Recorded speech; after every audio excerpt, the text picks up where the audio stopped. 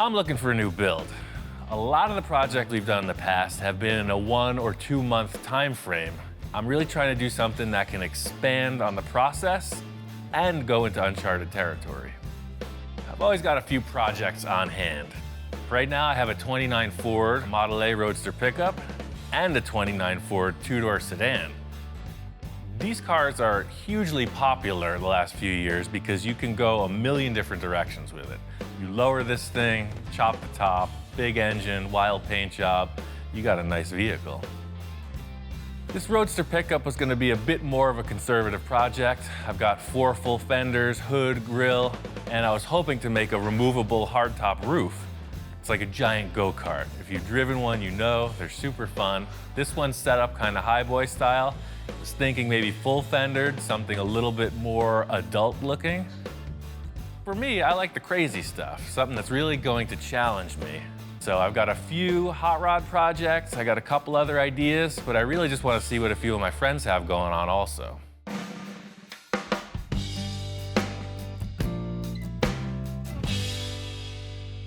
I put a few calls out, and the first guy to respond was my friend Bill. This thing is awesome. Isn't that great? Bill didn't tell me much about it, but he said it had a lot of character. And sure enough, pulling in the driveway, you're facing this ominous front grille. What's not to like about big trucks? This is what they call an R190, 1953. I saw it at a truck show, and I loved it. I had to have it. And it's all original inside? It's very original. I mean, original motor, inline 6-cylinder. They called them a red diamond. I just couldn't pass it up. It was such a nice vehicle. And of course, you can do your magic with it. When you think big rig, you think tandem axles in the rear, just this big, giant thing. But this truck has got like a giant pickup truck look. It's got a short wheelbase, but it has all the heavy-duty stuff. And the winch that is awesome. Is a hydraulic PTO-driven winch. Big chain off of the freaking drivetrain. This is a really complete truck. Walking around checking it all out, it's all there. I'm sure this thing is roadworthy. Oh, and the interior is like totally nice in here too. It's not all beat to heck. Somebody took care of this. Fire it up. Yep, it's a runner. Take it for a ride. The whole thing about a big truck like this is you never know how it's gonna drive. So immediately stepping on the clutch, everything's smooth, it shifts really nice. It's got an air horn. I mean, come on, what's not to like about this? This truck is definitely an option. You can tell it's got a lot of potential. Pretty darn nice. I don't know, man. Test drive is kind of the temptation. Well, don't have to worry about this, because you know me, I don't get rid of anything. Unless I I just keep it, unless you raise your hand. Next guy on my list was my friend Jack. He does all the upholstery for me, and unfortunately, he's got the car thing also. He says he's got projects galore. Hey, Jack. Ian, how you doing? I'm ready for a new project. What do you got? Well, I got a few items here. No, I've been I looking got this 65 Rivy. Uh-huh. It's been sitting here for a while. Yeah, I love these cars. Jack is one of my clients that is not afraid to do the radical stuff. We proved that with his last project. I knew he had this Riviera. The sky's the limit with these cars. And we put a LS1 in it. Oh, cool. And I rolled the pan on the bottom here. But I was just kind of making it a mild custom. It's got a great line. Especially, I love the rear quarter panels and the way the C-pillars come into them. He says this one's game. He's ready to rock on it, so we'll check it out and see what he's got. And 54 Chevy. Two-door hardtop. Right on. And I also have a Ranchero down there. Oh. 57 Rancheroo. I've got 3 projects. Right. And no, I don't have enough time. So if you want to take one of these and do it, it'd be fine. Well, I've got a lot of ideas for this and that Riviera for sure. My one main wish for this next project is something that I can really spend a lot of time on the fabrication aspect of things and the creative portion of it. Instead of just trying to pick one idea and run with it, I really want to develop something awesome. One of my other clients who got back to me right away was my friend Victor. He was kind of vague. He wasn't telling me what he wanted to do. He said, hey, meet me at this car show and let's talk about a few things.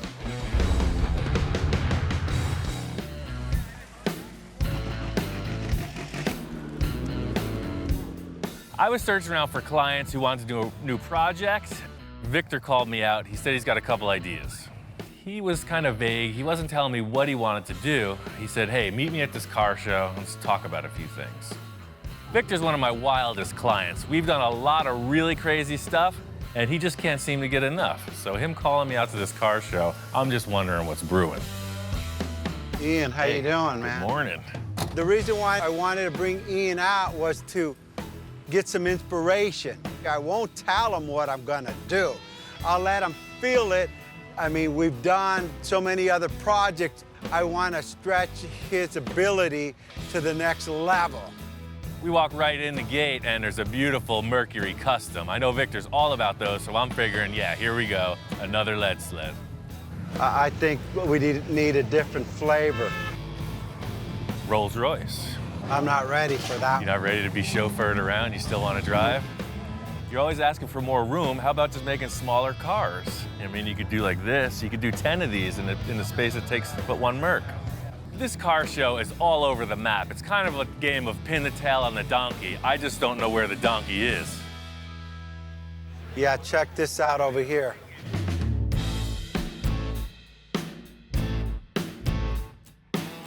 These things are crazy, man. I've seen them, but I've never really paid much attention to it. But the more you're pointing them out, it's pretty amazing. Look at the way the fender line, and then you have the huge negative cavity where the air intake is.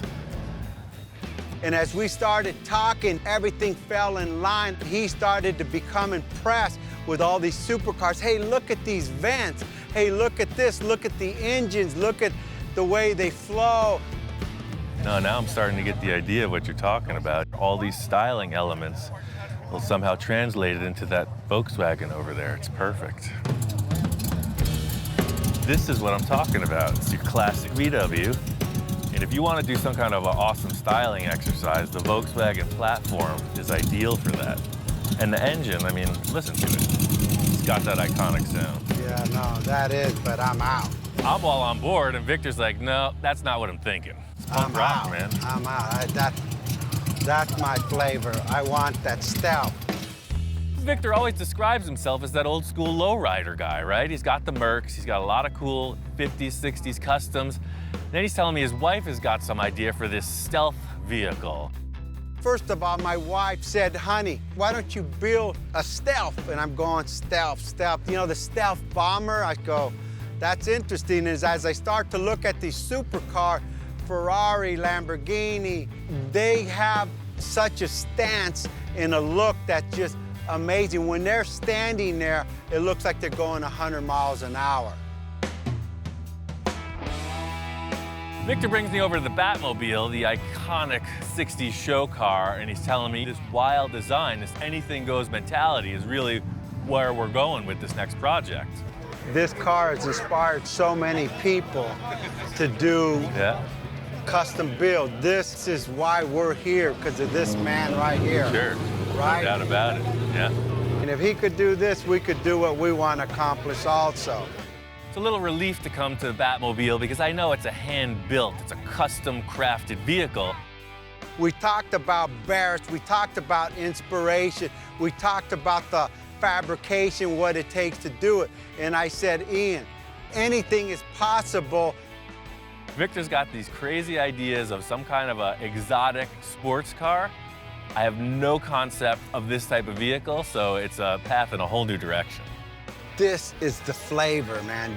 That's something that you were meant to build your entire life, man. That's it. All led up to this. It all led up to the finally arrived.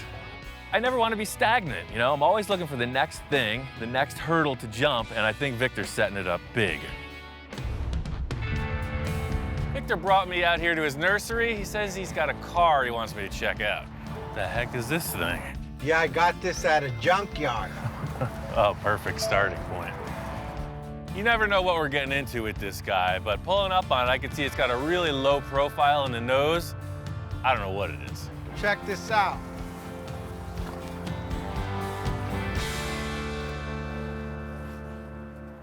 What the heck is this, a Sterling? I don't know nothing. They just delivered it. They were gonna crush this thing. I said, no, no, no. This is our starting point. No, we're building a world-class show car. We need this ugly duckling from the junkyard. I get it. Yes. Perfect. That's your MO. Everything you've done has been a pile of doo-doo, comes out to a pile of diamonds, right? Doo-doo diamonds, baby. That's what we do here. It's a kit car from the 70s. It's not exactly a Lamborghini. I think this thing was going to the junkyard for a reason. Well, that's Where's the rest of it? Shoot, I better plead my case here. So I said, hey, Ian, check this out. The main reason why I want this car is for the roof. Oh, right, yeah, I've seen these before. I know exactly what this thing is. The main thing that Victor's talking about is how this roof opens and closes. It was disconnected, he wants to try it out. He's saying that that's the #1 selling point of this whole concept. I bolted the roof on, hooked the battery up to it, and who knows, let's see if it works. Well, I guess fire it up. Let's do it. Yeah, huh? Now that's what I'm talking about. Totally works. That's smooth, too. Yeah, baby. That's freaking cool. Yeah, then you get in. This is the coolest, ugliest car I've ever seen. See? Yeah, look at that flavor. I mean, look at that thing. That's cool, man. Supercar. I mean, the rest of it's irrelevant. That's what I wanted. The rest of the car means nothing. As long as we got this part working, we design around that and we got it. He says, don't look at anything else. The roof feature is what we're going with. We're building a whole car around this.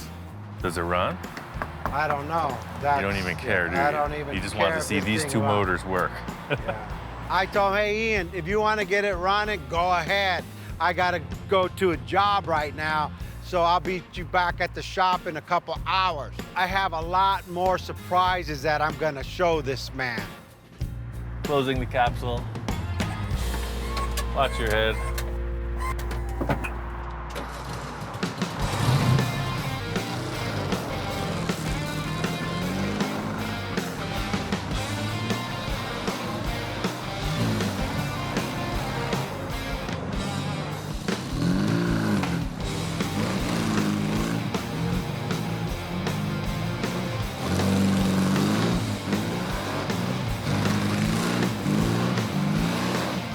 It moves around pretty good, but supercar it is not.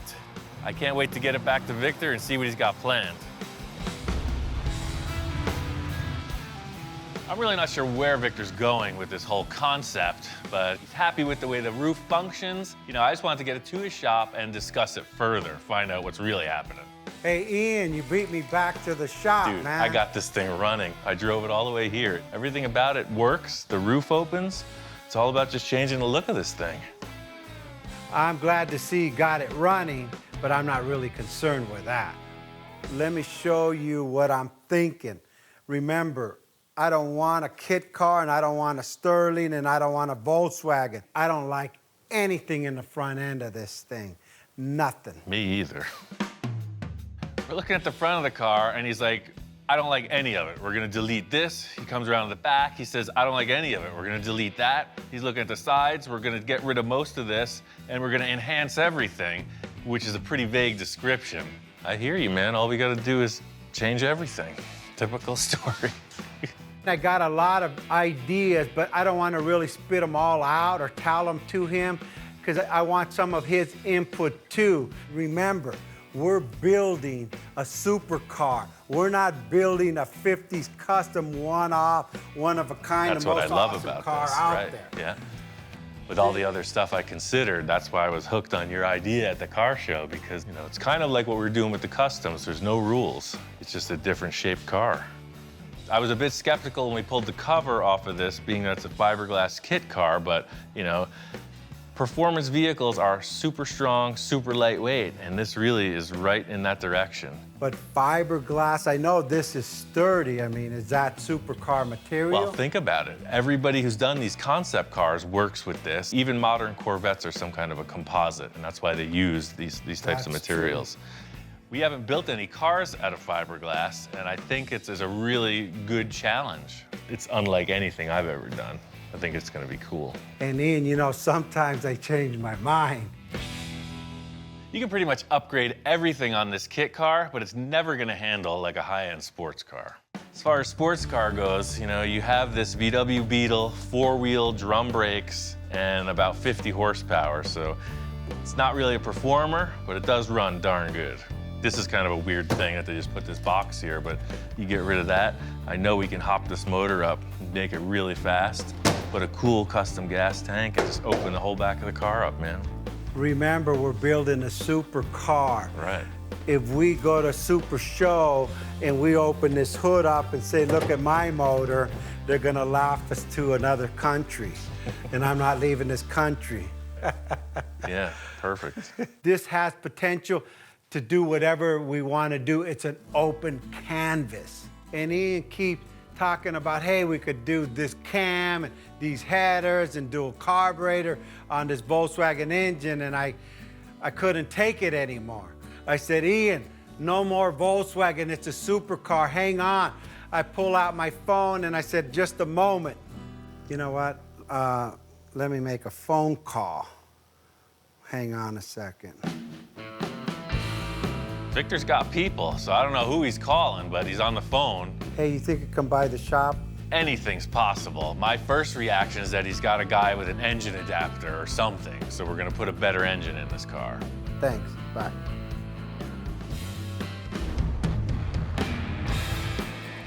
Check this out. Wow.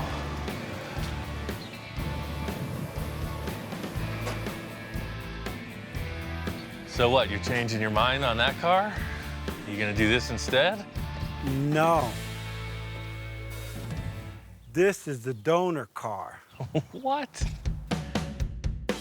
I'm walking out and there's a nice Porsche Boxster pulling in. I figure the trunk is full of stuff for this vehicle in the garage. And Victor's like, no man, this is the stuff for the vehicle in the garage. So the whole idea is we're just going to build off of this thing and then create the shapes that mimic that car. I get it, right? No. We're gonna tear this whole thing apart, fender, top, glass, everything comes off. So you want to cut this whole thing apart? Yes. You gonna cut the car apart. I'm gonna watch. I'm committed, even though I'm getting pressure from every end. Even Ian's kind of like, hey, you like crazy? I don't know what to say. You sure? I wanted to start with a good foundation. I mean, we got a new car. It's a 2000 Porsche versus a 1970 Volkswagen falling apart, riggedy-raggedy car. I want to take the best of both cars, Ian. That's pretty crazy, man. You're up in the game once again. Can I drive it around for one night? Can I go on a date? He wants to go on a date. You could have the thing, because you're going to cut it apart. Dinner? Well, it still runs. Wow. I don't get this opportunity often. It's pretty tight in here. It's built for a slightly smaller person. Yeah, I want him to drive it so he could feel what I'm talking about. All right, see you never. I quit. Now he's never gonna want to tear the thing apart. This is a whole new thing for me. I've never driven a car like this. It's like tight, it's super low to the ground. The way it shifts is amazing.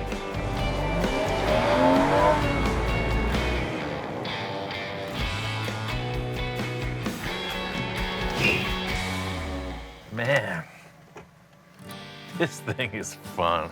So what do you think, man? It's like a video game. It's like you don't even feel the car, it just performs. Are you saying we're gonna do this instead of that, or what? No. So you bought two cars and you don't want either of them. You can try to make something you do I don't want a Porsche, and I don't want a Sterling Volkswagen. I see the potential in both of these. I mean, there's good and bad in each of them. You know, it's just like, I thought we were building a piece of junky car there, and then you show up with this thing, so I'm a little confused. Okay, I'm confused too, but our goal is to put this car on this car and take this car apart and build ourselves a supercar that doesn't exist. I've heard statements, I went looking for trouble, and boy, did I find it. I think With all the clients I've entertained, you know, Victor's always the guy who comes back like a whip crack with the thing I was hoping to never figure out, but now have to. We built things that didn't even exist. Hey, you even made me furniture. Yeah. So why can't you make that into this and this into that, or vice versa, or up and down all around? Does that clarify it, or do you want perfect. plans now? Crystal clear. Yeah, it's perfect. The main thing I'm understanding in Victor's mission statement here is that he wants it to act like a Porsche, have the flavor of some kind of a sterling sports car roof opening thing, and be completely unique and world class and the best thing anyone's ever seen. So it's a pretty short order. I think we should handle this perfectly. I think it's gonna be okay.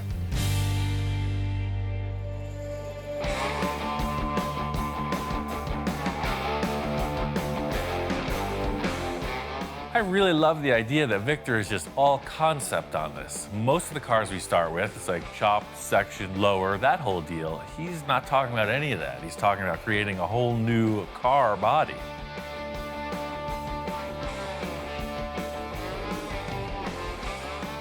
You know, I'm stuck in the 50s concept, mercury cut, chop, bubble, all this. And now, you know, because of my wife, she brought it up. Can you build a stealth car? You guys could build everything out. And you brag that you and Ian can achieve anything. Why don't you build a stealth car? And I said, holy moly, here it goes.